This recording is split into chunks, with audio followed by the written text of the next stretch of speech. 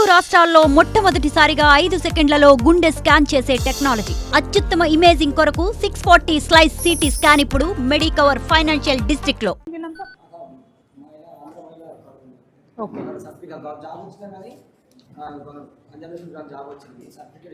Punjab national bank లో job వచ్చినా కూడా సర్టిఫికెట్స్ ఇవ్వమంటే ఆంధ్ర మహిళా కాలేజ్, ఏ కాలేజ్? ఆంధ్ర మహిళ. Okay, thank you. అట్లా చాలా కాలేజెస్ ఉన్నాయి.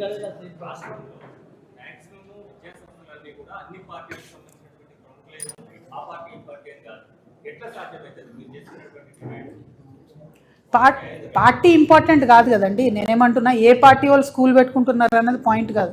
స్కూల్ ఎవరన్నా పెట్టుకోవచ్చు, ప్రభుత్వానికి ఒక స్టాండ్ ఉండాలి కదా. 7 నుంచి 10% మధ్యలో ఫీజు అనేది ఇన్ఫ్లేషన్ ప్రకారం పెంచుకోవడం అన్నది ఎవరమన్నా యాక్సెప్ట్ చేయొచ్చు. అన్ఫార్చునేట్లీ అట్లా మనకు జీతాలు పెరగవు ప్రైవేట్ సంస్థల్లో పనిచేసే ఉద్యోగులకు. అయినా సరే 7 to 10% పెంచుతున్నారంటే పిల్లల్ని బాగా చూసుకుంటారు కాబట్టి ఓకే అనుకోవచ్చు. కానీ 30% పెంచడం, 40% పెంచడం అన్యాయం. అది పిల్లలకు, పేరెంట్స్కి బర్డెన్ అవుతుంది. ఒకటి. 2, ఎవ్రీ మంత్ తీసుకోవాల్సిన ఫీజు ఒకటేసారి మీరు 60% కట్టమంటే ఎట్లా ఉంటుంది? డబ్బులు ఉండవు కదా, వెసులుబాటు కాదు కదా. సో మంత్లీ ఫీజు అనేటటువంటిది ఒక పద్ధతిగా పెట్టుకుంటే బాగుంటుందని చెప్పి నేను కోరుతా ఉన్నాను, డిమాండ్ చేస్తాను.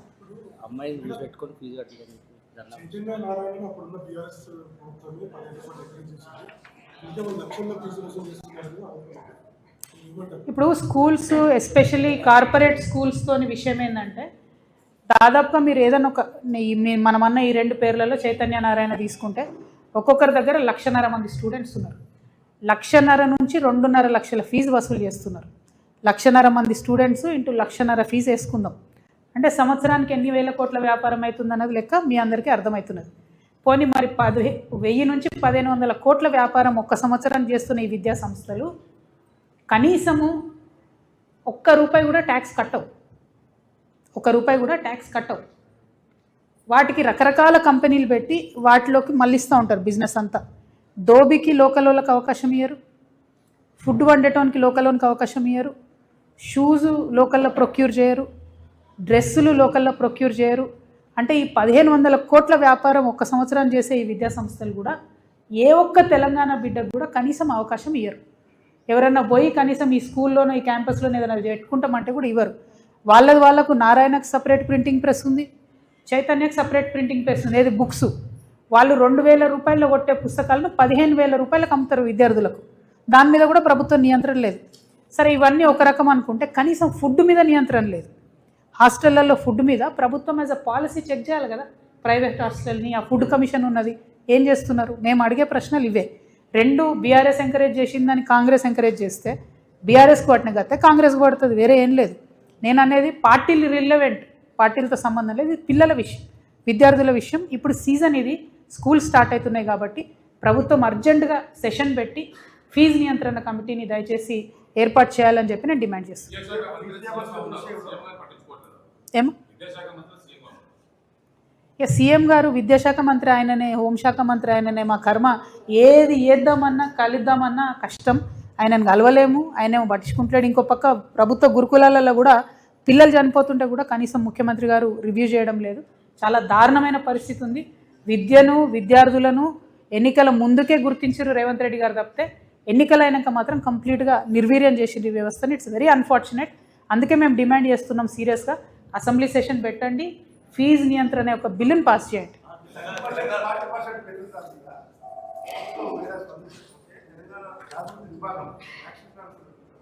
మేము ఇందాకే చెప్పినాం కదండి, ఇప్పుడేమో పిల్లల యొక్క పేరెంట్స్ ధర్నాలు చేస్తున్నారు.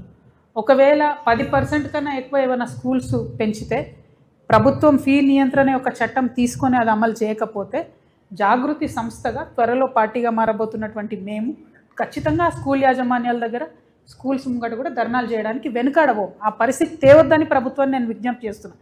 ఎందుకంటే 12,000 పాఠశాలలు ఉన్నాయి, ప్రతి జిల్లాలో లొల్లి పెట్టాల్సి వస్తుంది. అది మంచిది కాదు.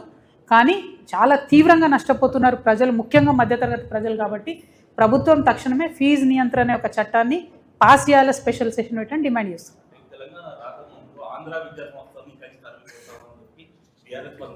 కానీ 10 ఏళ్ల కాలంలో ఆ సంస్థలనే ఎంకరేజ్ చేసింది ప్రభుత్వం. ఈ రోజు ఆ సంస్థలే ఆంధ్ర సంస్థలే కాదు, ఇలా నార్త్ ఇండియా నుంచి కూడా సంస్థలు పెట్టే స్థాయికి వచ్చి తెలంగాణకు సంబంధించినటువంటి వాళ్ళ విద్యా సంస్థలన్నీ కూడా ఇలా ఆగమైపోయినటువంటి పరిస్థితి.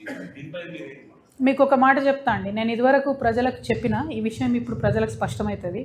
నన్ను నిజామాబాద్ కాడికే నియంత్రించిరని చెప్పిన, కానీ ఆనాడు నన్ను నిజామాబాద్ కాడికి నియంత్రించిన 10 సంవత్సరాలు నాకు అధికారంలో 10 సంవత్సరాలు నేను బీఆర్ఎస్ పార్టీ అధికారంలో ఉన్న 10 సంవత్సరాలు నిజామాబాద్ జిల్లాకు మాత్రం నారాయణన్ రానియలే, చైతన్యన్ రానియలే. అది మీరు ఎక్కడన్నా వెరిఫై చేస్తారు.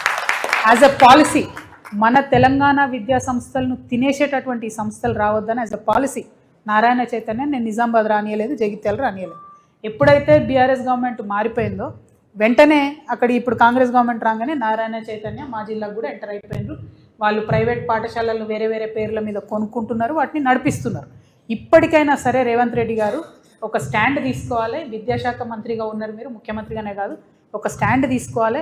నార్త్ ఇండియన్ స్కూల్స్ అయినా సరే, ఆంధ్ర స్కూల్స్ అయినా సరే, వేరే ఏ రాష్ట్రాల స్కూల్స్ కాలేజెస్ ఇక్కడికి వచ్చినా కూడా ఎంప్లాయ్మెంట్లో తెలంగాణ వాళ్ళకి అవకాశం ఉండాలి, ఫీజుల మీద నియంత్రణ ఉండాలి. వ్యాపారం చేద్దని నేను అంటలేను, వచ్చి వాళ్ళు పెట్టుకోనియండి, కానీ తెలంగాణ వాళ్ళకి ఎందుకు జాబ్స్ ఇయ్యరు? మొత్తం నార్త్ ఇండియన్ వాడు స్కూల్ పెడితే నార్త్ ఇండియన్స్కే జాబ్స్ ఇస్తే మరి ఇక్కడ ఉన్నోడు ఏడో పోవాలి? ఇది చాలా దారుణం, చాలా అన్యాయం. పైగా పీఎఫ్ కడతలేరు. మేము ఈ పీఎఫ్ కూడా కట్టమని చెప్పి యాజమాన్యాలను చాలా స్ట్రిక్ట్గా డిమాండ్ చేస్తూ ఉన్నాం. మీరు కట్టకపోతే మేము చర్యలు తీసుకోవాల్సి వస్తుంది, అనవసరంగా పెన్షన్ వాళ్ళకి కంప్లైంట్ చేయాల్సి వస్తుంది, మీ లైసెన్సులు రద్దు అవుతాయి. కాబట్టి మీరు ఎవరినైతే టీచర్లను, ప్రైవేట్ టీచర్లను పెట్టుకున్నారో మ్యాచింగ్ గ్రాంట్ కట్టండి. తెలంగాణ ఉద్యమం ఉన్నప్పుడు ఇప్పుడు జానక్ రెడ్డి అన్న, చంద్రశేఖర్ వీళ్ళు కొట్లాడితే వాళ్ళు 50 రూపాయలు టీచర్ కడితే 50 రూపాయలు యాజమాన్యం కట్టేది.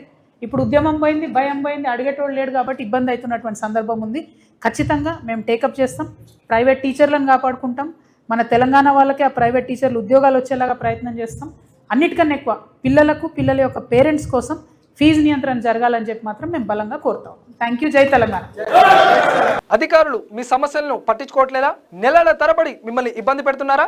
మీ సమస్యకు ఎవరు స్పందించడం లేదా? అయితే ఆలస్యం చేయకుండా వెంటనే క్యూన్యూస్ కు కాల్ చేయండి. సంప్రదించాల్సిన నెంబర్లు 8143001981. మీ తరపున మేము బాధ్యత తీసుకొని మీ సమస్యను అధికారుల దృష్టికి తీసుకెళ్తాం. పబ్లిక్ వాయిస్, సామాన్యుడి ప్రశ్నాస్త్రం, ప్రతి గురువారం ఉదయం 11 గంటలకు మీ క్యూన్యూస్ లో.